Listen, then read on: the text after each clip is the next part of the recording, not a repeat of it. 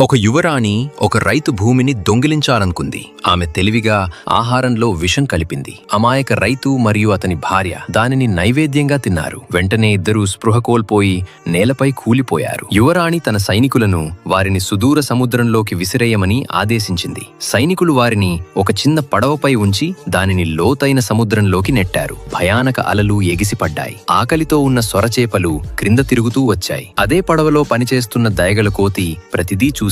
కళ్ల నుండి కన్నీళ్లు కారాయి. ఆలోచించకుండా కోతి సముద్రంలోకి దూకింది. దూరంగా ఒక దివ్య కాంతిని చూసింది. కోతి సముద్రంలో ప్రకాశించే ఆలయాన్ని చేరుకుంది. లోపల కృష్ణుడి విగ్రహం ఉంది. కోతి అతని ముందు కూర్చుని ప్రార్థించింది. కోతి నిజమైన భక్తి కారణంగా సముద్రం మొత్తం దైవిక కాంతితో నిండిపోయింది. కృష్ణుడు కనిపించాడు. కోతి ప్రతిదీ వివరిస్తుండగా విన్నాడు. వెంటనే కృష్ణుడు మరియు కోతి పడవ వద్దకు తిరిగి వచ్చారు. కృష్ణుడు తన వేణువును వాయించటం ప్రారంభించాడు. ఆ మధురమైన శబ్దం విని సొరచేపలు భయంతో పారిపోయాయి. రైతు మరియు అతని భార్య స్పృహ తిరిగి పొందారు. ఇద్దరూ చేతుడు జోడించి దేవునికి కృతజ్ఞతలు తెలిపారు. నిజమైన భక్తి ఎల్లప్పుడూ దేవుడిని పిలుస్తుంది. కానీ ఇంత గొప్ప అద్భుతాన్ని చూసిన తర్వాత కూడా ప్రజలు ఇప్పటికీ లైక్ చేయటం మరియు సబ్స్క్రైబ్ చేయటం మర్చిపోయారు.